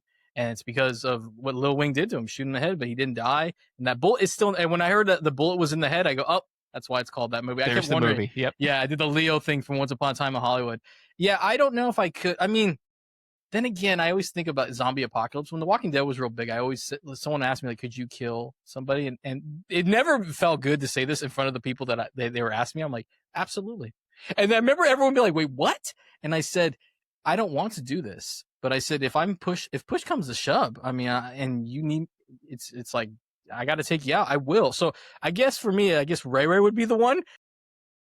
Wow, I'm about to use a joke, poor Ray, but I would be like, as I do it, I go, only God forgives, which is, he loves that Ryan Gosling movie and just does it, because I don't really like that movie very much. That did make me sob. Yeah, like, you're right, it did hit me. Word of advice to anybody listening, talking about this, in a zombie apocalypse or end of the world kind of situation like The Road, don't bring it up out of nowhere to your wife and be like, I think I wouldn't want to do it, but I think I could kill you and the kids in the zombie situation. That does not go over well. Just you got to ease into it. You got to work up to that. Don't just say, yeah, I think I could kill you and the kids if I had to. Doesn't go over well. Just a piece of advice for you. You're coming back on this podcast. You understand the humor, because that's something I would tell. Absolutely would happen to me. But like, yeah, I'm willing to do it with no hesitation. And she's like, wait, what? This is our second date. And I'm like, whoops. Work up to that. Yeah, that's awesome. Love that joke. That's a great joke, by the way. Yeah, I mean, it's not like you would do it. You're just saying like, hey, man, shit gets real in the zombie apocalypse. Yeah. Gonna have the thing. I would hope you would do the same to me. I mean, like, what am I supposed to say? Like, you know what I mean? Wow, love this. And so, yeah, as we go through this movie, it's kind of funny. Is like, what would you like in terms of the action? Like, how would you classify this action? Is it over the top? Is it grounded, or is it something else? I mean, it kind of covers all the bases. Like, some of it is extremely over the top, like that Vietnam War battle. You got helicopters blowing out things up. I don't know why they have so many towers that explode. Like, what are they storing in these towers, like way off the ground? I don't know. So there's several scenes, and there's one that reminded me a lot of Scarface, like in this nightclub with pillars, and they're just like shooting thousands of bullets. That's over the top. But then some of it at the very beginning was really grounded. Like, Fajai almost dies just getting hit in the head with a bottle. Yeah. Like, that's something that could actually happen, right? So some of it was really grounded. The last scene, there's this incredible lengthy car chase, gunfight, fist fight that is way over the top, but that's the John Woo that I love. Like, that scene was so awesome. Completely over the top, but it's not even trying to be anything else. It's not trying to be realistic. So you're like, just roll with it. And it is so good. But I kind of like the mix of insane and also grounded action that they had in this. Yeah, it's a mix. The whole movie's a mix, but yeah, I loved it too because I'm just sitting there and going like, "This is the greatest thing ever." I love when the action happens. Do you think that there was enough action? And I don't know if I've asked you this, but which action sequence was your favorite? I don't know if I've asked you that. Did I? You didn't. I think I sort of said it was the one with the bomb, right when they get to Yeah, Saigon. That's But it. that's right. The one at the end, the car chase and fight at the end between Abi and Little Wing, when Little Wing is incredibly rich and successful underworld guy, is also really good. So the one with the bomb is a little bit more realistic, a little bit more grounded. Like maybe you could believe this happened in the Vietnam War, and the other one is totally not. But I loved them both. I thought there was definitely plenty of action aside from the first little bit with the wedding in Hong Kong. There's not more than a couple of minutes goes by without somebody doing something that's action like. Yeah, I think the action is actually really well done. It's sprinkled where it needs to go. Like one of the coolest intros in this movie is Alok, by the way. The way he came in, and let me tell you, there's a scene in this movie where he basically goes to the bathroom, and him and Abi meet for the first time, and there's that hesitation of like, am I getting shot? And then Abi kind of reads that really well and moves out of the way, and then they shoot the guy. Let me ask you, you're in the bathroom. Do you read that as well as Abi? Or you're gonna be quicker at that, or you're like, I'm dead. I think I could probably do about as well as Abi, pick up on the weird vibes, but not like aimed at me, like it's not the place you want to be right now, man, and deal with that. Also, yeah, I love that you bring up Alok because he was so slick going up to the piano player, getting the gun from underneath the piano. Man, I think I wrote in my notes while I was watching it, like he's the Qui-Gon to the three friends to Obi-Wan's, right? They're not quite sure what's going on, and they've got this guy there kind of guiding them, like that's super cool, knows how to speak English, knows all the people, like he's got it under control right up until he doesn't. But yeah, he's such a great character. It's so slick. Yeah, coolest intro. Now let me ask you, this is a ridiculous question. Which character of the three do you feel you're most like, and which of the four characters do you wish you could be more like? Okay, so definitely I probably most like Phi Jai. Would love to help my friends, go out on a limb to make sure that their wedding's happy. I'm not as cool as Abi. Definitely not as cool as Alok. If I could be like any of them, okay, this is gonna sound bad, but I'm gonna say it would be good in some aspects of life to trend a little bit towards Little Wing. To be a little bit more ruthless when you need to be. I just can't do it. I don't want to go the whole way where I would just abandon my friends, but like sometimes you got to do something that is a little unsavory and it'll pay off in the end. And I will never do that. I can't be like that. So, push me a little bit towards Little Wing, just not all the way. I actually like that you brought that up. Like in all seriousness, because Little Wing is something I struggle with because sometimes in acting class, I did one yesterday where like I had to play this really angry guy, and I did okay, but they wanted me to be louder.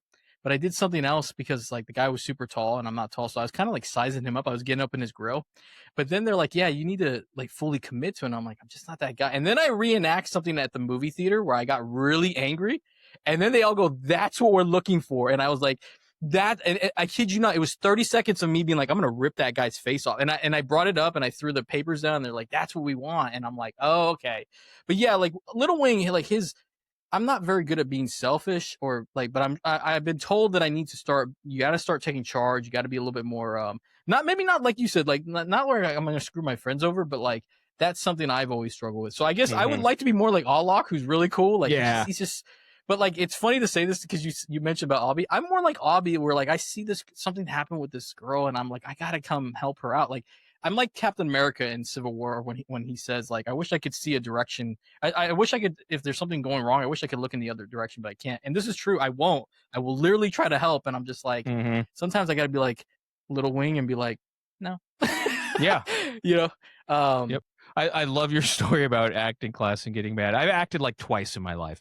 I was in a high school play in the Crucible, and one of my lines, I had to yell at one of the other characters, whore. Like call her a whore. And this is a friend of mine. Well, more of a friend of me at the time. But the director made me do that like 100 times in a row because I like you, I couldn't bring myself to do it. Like first of all, that's an incredibly rude thing to say to somebody that you know. And I'm not an actor, so I'm still in my own head. And like, I can't do it. I can't do it. I think I did it passably enough, or else they just got sick of hearing me saying like, fine, we'll just take whatever you can give. But yeah, I totally get that. The only thing I got, though, they said I did something that no one else did, was when this guy's taller, he's way taller than me, is when he got up close to me, is I started thinking like how I would handle it, because I tell them this and they all thought it was weird, but I was like, I like confrontation, and not in a violent way, but I'm about my business. Like when it comes in, I'm like a Floyd Mayweather with the way I'm out. I'm defensive, I'm ready to go, I have all my facts, so you better be ready to win an argument. But he's yelling at me, right? And I get up like right up in his grill, and I refuse to let. I kept trying to get up in his grill, and they're like, yeah, he was really getting up there. And I was like, because I'm not going to give it to him. I was like, that's what you have to remember. Like I was like, I'm not going to let him know that he could, I might have to jump and hit him, and swing and hit him in the knees to get what I need. But I'm like, I'm not going to let him go. But yeah, in this movie, though, maybe there's a little more Alok in you than you think. Like when it comes to Bullet in the Head, let's get toward we'll move toward, because there's a lot going on. But the Saigon with the woman, the singer, who basically goes there for a business opportunity, and then the guy takes her passport, this bad guy, Mr. Leong, and he basically prostitutes her. He beats her up. He treats her like shit. She sings, but it's a miserable existence where she's trying to get out. And it turns out Alok was the one that tried to help her, and he's kind of stuck in here. What did you think of that whole storyline? Because that was probably my favorite. Like, I think you had said that too. That was your yeah. I did like that storyline. I wasn't too thrilled with the character herself. Like, she didn't get much to do. All she got to do was be a damsel in distress. She didn't get to do anything. But I did like that. That was they had a specific goal in that. Like, they needed to get her out. I mean, they knew her. I don't think they knew her personally, but knew her singing when they were in Hong Kong, and so like there was a lot of connection there. I like the story. Like, I wish she just would have had more to do than run around with them and get shot and eventually die. That was a pretty big bummer. So other than the fact that she didn't do much, I really did like that. Good motivations and everything. And it's kind of depressing because that kind of shit still goes on all around the world, right? Like, human trafficking is a thing. They didn't make it up for this movie, and so that realisticness was pretty like sobering as well. Yeah, and the thing about that storyline in particular, I think really connects the movie together, is that we see the strong foundation between Vijay, Little Wing, and Abhi. Like, they do bike contests, and like they're doing West Side Story, they're dancing, like they help, they support one another. But when that whole storyline happens, we see the cracks of the foundation with Little Wing, who took something so to heart with his uncle's advice to the Saigon thing, that at one point he gets guns and he goes and robs a Vietnamese store for 2 Cokes, by the way. And let me tell you, you're Vijay. And he goes, I need you to do this. Are you going with him to do that? Like, is there a part of your mind that you're like, I don't know, I don't trust him after what he said about how he wanted guns for power? I mean, in the moment when he goes to rob, I probably would have done basically what Vijay does, because it came out of the blue. Like, I don't think Vijay's really picked up yet on what Little Wing has turned into. And so just being there in the moment, you're shocked. I would probably end up doing roughly the same thing as him. But after that, I'm like, no way, man. Like, this is over. Yeah. This is done. The only reason they get away with it is because the army shows up and blows everything up. And yeah, I would be done, I think. I'd forgotten about that robbery. And actually, you brought up a good point. One of the greatest strengths of this movie is how unpredictable, because you don't know where things are going to go, to the point where, they rob this thing, and then the army shows up, and then they kind of have to, they're freezing, right? And then you're like, are they going to get shot? Are we losing these characters immediately? And then they duck because the army wants to take out this jewelry store for their own gain. Right, yeah. Yeah, wow. Wasn't that? Yeah, wild. That was scary, right? Yeah, that was scary. Yeah.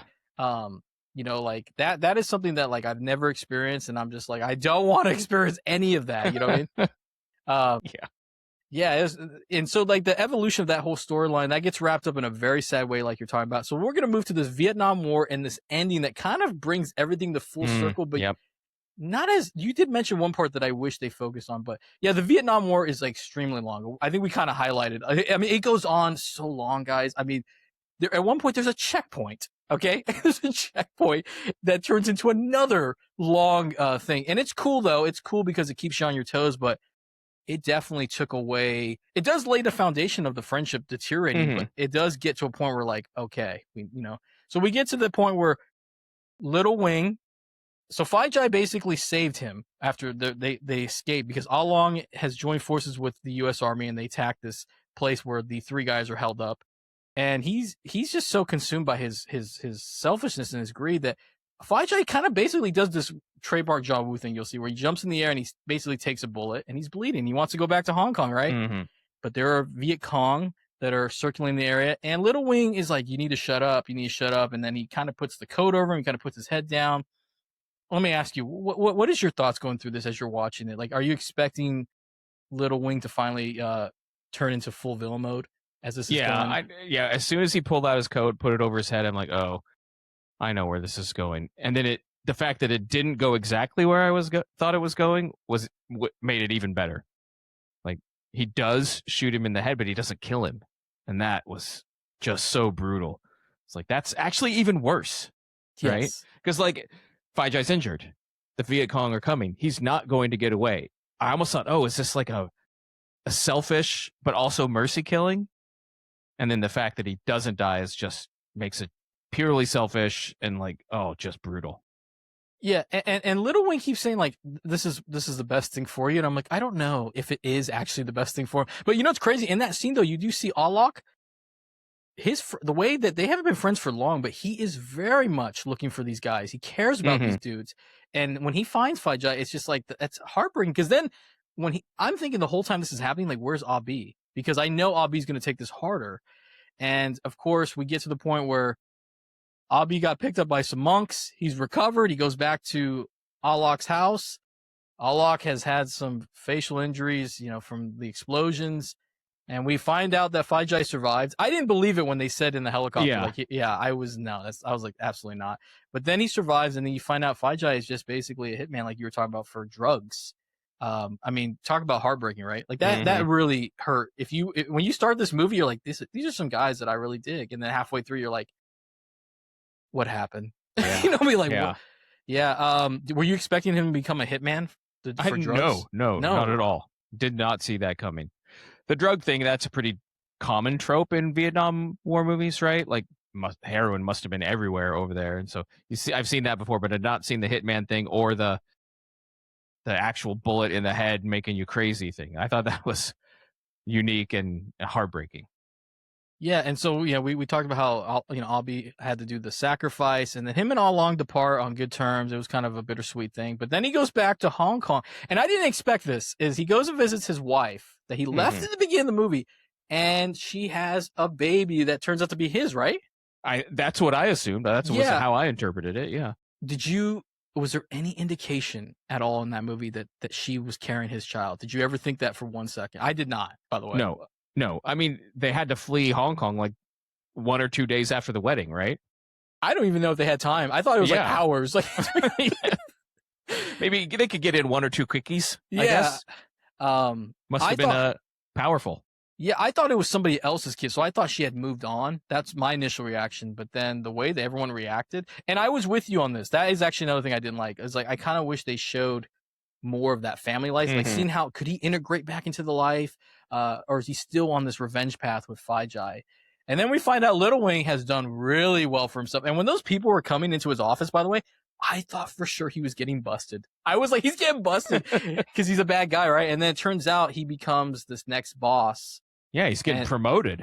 Yeah, and they say things that really show you what he became. He's like, well, this guy, he's, I can handle. He basically reaffirms what he was in Vietnam. Like, I'm ruthless. I can do this. I know how to bring power. And it's just like, you're the biggest piece of shit in the world. And then Ah Bi comes, and let me tell you, one of the most powerful parts of this movie is he goes, I told Fai-Jai that we would come back together, and he puts the skull. Yeah. I mean, what did you think? That was powerful. I was just like, that's a FU statement. Like we didn't change. You did. Right. Yeah. I love that. I can't help but be reminded of Hamlet, the famous guy holding up the skull and like, oh, I knew you. You knew this guy too. Like, it's very, very Shakespearean. Again, I think I've used that word twice now tonight, but it really is like this deep betrayal and the symbolicness of what was betrayed. This was our friend, and it's your fault. That was just like, I don't know how you could say that better. Yeah, I mean it's hard because like in my mind I think like we all have had friends that we're close to, and sometimes it ends badly. You know, you Mhm. find out somebody's true colors, or maybe you did something wrong too, and it's never the same. It's never the same unless the both parties can be like, okay, we're idiots, right? And I love that in Bull in the Head, they allow Little Wing to go full villain. Like there's Mhm. never a thought. Now Abi is more, I'm more on Abi's side where he's like, we were brothers once. And like it's crazy when Little Wing says this, oh, half of this is yours. And nobody believes that, by the way. Nobody no. believes that. And then I didn't know where it was gonna go. And then we get to this ending where like Abi is in his own car and there's like some goons in another car. And Little Wing. Abi's in another car and there's this pondering, like, you know, what are we gonna do? And he just goes, you know, fuck it. I'm going after this guy. And I don't blame him. Do you blame him? I would have totally done the same thing. Absolutely not. Yeah. And then they get into that you were talking about this earlier, this insane like action sequence that goes on for a while. I mean, and let me tell you, Ah Long really went. Not Ah Long. I'm thinking of another movie that it's Hard Boiled. I'm thinking of, but Abi really is in a zone. I mean, like nothing's happening to him for a while, and then we get to just them two in this like port where they're, and it goes back to the bicycle race. Now, I loved that cross cutting of the bicycle race, like when they were all happy, and now the two cars zooming both towards the edge, and it's completely different situation now. But the reminder that, you know, this is how it used to be, and like this is what's going through their heads. I remember doing this together when we were young and having fun, and now we're doing it again in a completely different situation. That editing was awesome. Yeah, like the editing. Yeah, one thing I didn't highlight either was, yeah, John Woo's really good at the emotional beats, but yeah, the editing. Now this is a thing. Spoiler: you'll see this again happen in other movies of some of his better movies. Okay. It's amazing how he does this, where it's like this.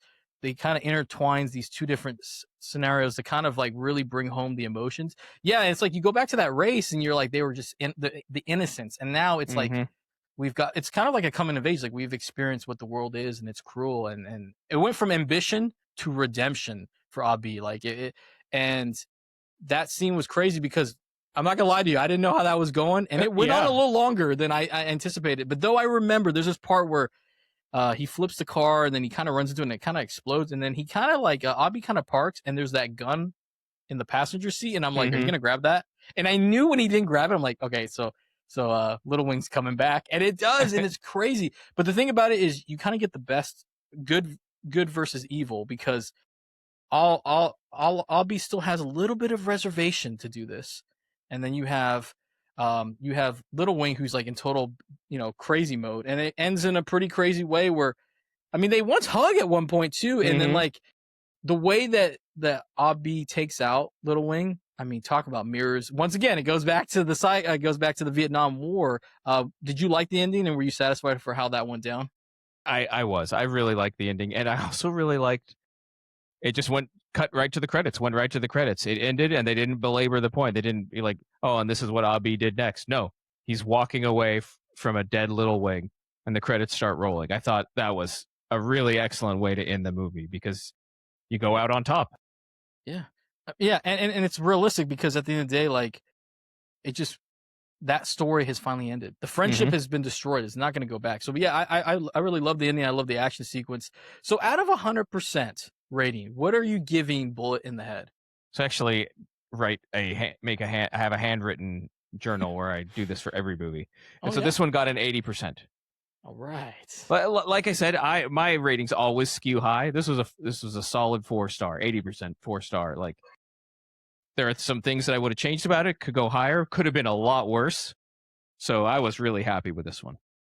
Yeah, I give it an 84 because, like, it's funny I say this because I shouldn't do this, but I think of the three John Woo movies I saw in theaters this year: Better Tomorrow, The Killer, and Hard Boiled, and I loved all three. I love this one too, but like it's almost there. It's just a little bit stranger in how it goes, but this movie did not do well for John Woo. I looked it up. It did very badly in Hong Kong because of the Chinese history with the protests and a lot of different things. But like, with you not having as much experience though with the John Woo Hong Kong classics, and so let me ask you: would you consider this in your, from what you've watched?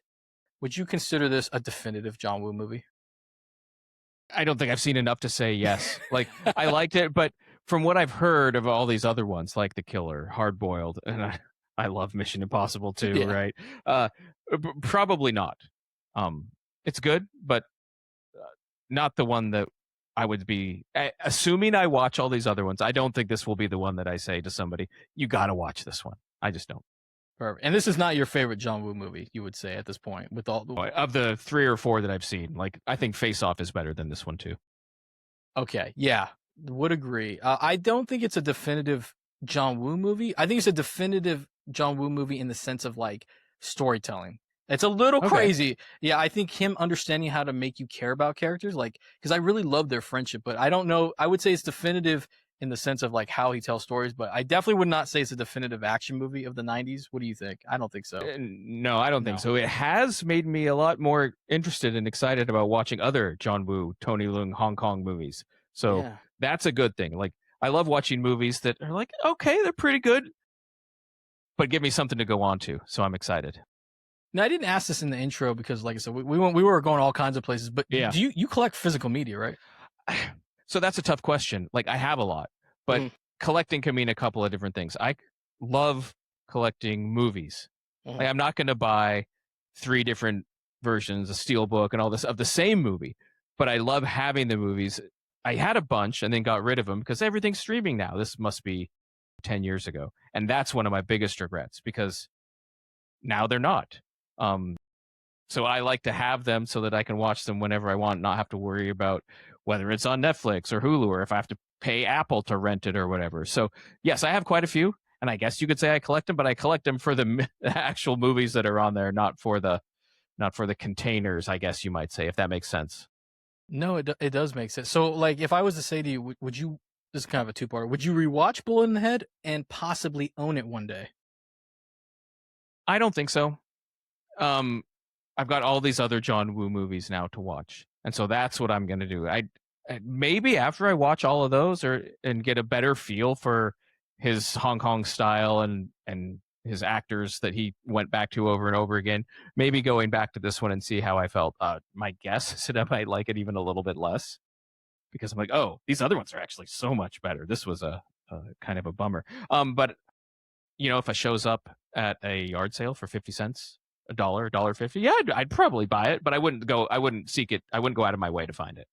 Okay. Yeah, I think you'll. Yeah, definitely let me know what you think of the other John Woos. Definitely don't hesitate to message me. I want to know. Oh yeah, I won't. Yeah, I would own it. I would probably rewatch it. Now, here's where I stopped though. Is I bought when it came to Hard Boiled and The Killer. I bought the Shout version because they were the American release ones, and then people were complaining that there's this blue hue that was in the original version. So Arrow Video, the UK version, had it, and I ended up buying because I didn't know because I don't care, but I was just like, I'll own it because I love the covers and stuff. But like when it comes to Bullet in the Head, I don't know. I think I might buy the Shout version. I don't know if I'm going for the Arrow one because I liked it, but not as much for compared to the others. Yeah, I get it. And the last thing I was going to ask is, if we did a bicycle contest, do you think you could, like it's you and I in a bicycle contest, and let's just say Little Wing for the hell of it. Who do you think's winning that race? So if we can go back to 2019, I'm definitely winning. I used to be an avid cyclist. I used to commute to work by bike every day. You know, I'm riding like 150 miles a week. Oh. Then, of course, you know what happened in March of 2020. I suddenly stopped going to work and fell out of the habit, and my bike's now has been sitting in my basement for like 5 years. So nowadays, I don't know. I'm gonna bet one of the Hong Kong guys wins because they're riding their bikes regularly, and I'm not anymore. Yeah, Little Wing's being us. You know who I am? I'm Phi Jai. I'm going over, almost falling out. Yeah, and I'm hoping that you're grabbing me, and I don't think I hope you grab me, but there's a part of me going, he's probably gonna miss, and I deserve it for doing that because it's just like you didn't know there's a thing called brakes, right? Like, you know what I mean? Like you got to make sure those brakes are tuned up before you're gonna pull that kind of stuff. yes, and that concludes Bull in the Head, and I hope Ton of Bricks you enjoyed this. Like I said, our reviews are really weird because we're going all over the place. I don't really go by like sections because I find that it's so hard to do that because you're always gonna miss something, and plus like you got to have fun with these reviews. I mean, truly, this movie's so depressing that you have to have a little humor in it because it's really, I'm telling you, it's taxing. Yeah. But yeah, thank you so much for coming on. Now, if people want to follow you, like they want to follow you on Twitter or your Letterboxd, wherever you want them to come find you, where can they go? Well, pretty much I'm only on Twitter at a ton of bricks. I have a letterbox, but I actually just do, like I said, the handwriting stuff in my own personal journal, and maybe put a rating every so often on Letterboxd, but I don't use it much. But also at a ton of bricks on there if you want to follow me there. Don't expect reviews though. If you go back to like a few years before I started doing the writing in my own journal, I'd write some reviews, but it's been a few years. Yeah, and it's funny. I should have asked you in this intro because I always wanted to know, why is your name A Ton of Bricks? Like, what is the motivation for that? Do you really want the whole story? Absolutely. Okay. So think back to the golden age of the blog. Okay. We're talking like 2005-ish, right? When everybody had a blog, and I was just working, a regular office job in the auto industry, and I wanted to, on the side, have a web magazine. And I wanted, my original idea, I was going to call it, because I was kind of a nerdy hipster, I would say at the time. Like, I'm going to call it Anthropomorph. That was already taken. So I'm like, what else could I be? And so I just came up with A Ton of Bricks. This is like more than 20 years ago now, and I just stuck with it. I had a blog, Twitter, and that's just where it came from. I thought, that's a cool name, man, when I was in my early 20s. And so here we are. I mean, I love it. When I was watching A Bullet in the Head, I was like, wow, the friendship went from being like a ton of bricks of foundation to a ton of shit. That's why that's why I was so glad you came on. But I love your name. But thank you so much, and I hope you do come back on. It was an absolute pleasure. Hey, anytime you want to have me, I'm here. Thank you A Ton of Bricks for coming on, and also for sending the postcards. And that was a fun conversation. It was really cool to tackle a John Woo movie that I have not seen yet, and I need to own it now, because every time I watch that movie, I'm going to think of the time that we chatted about the miniseries that is one gigantic movie called Bullet in the Head. But that is it, folks. This is the end of the episode. So if you haven't already, wherever you're listening to Tomorrow Comes Movies podcast app-wise, make sure you hit the follow. If you're on the YouTube side of things, make sure you hit the subscribe and hit the bell notification to stay up to date when new episodes drop. And of course, follow us on social media at TOC Movies. That's our handle across the board. So Instagram, TikTok, Twitter, Blue Sky, and Threads. And I usually tease episodes, but I've been really hectic these last couple of weeks, so I have not really teased it, but I'm going to try to get back into the fold there and be more active as well. I think I got to bring back a couple of the social media because I haven't been on as much. And what else? More action series, more hidden gems of cinema, and maybe some new movie releases. I'm working hard on doing that. That's something I didn't say in the beginning, which I should have said. And also the 2 new movie series that I teased, the horror movie series and To Live and Die for the Dream. So stay tuned for all of that. I want to thank you very much for listening to the podcast and every guest co-host that has come on. It's been an absolute pleasure and a blast to talk with you. That is it. I am the Patrick, your host. Until next time, stay tuned for another episode of Tomorrow Comes Movies.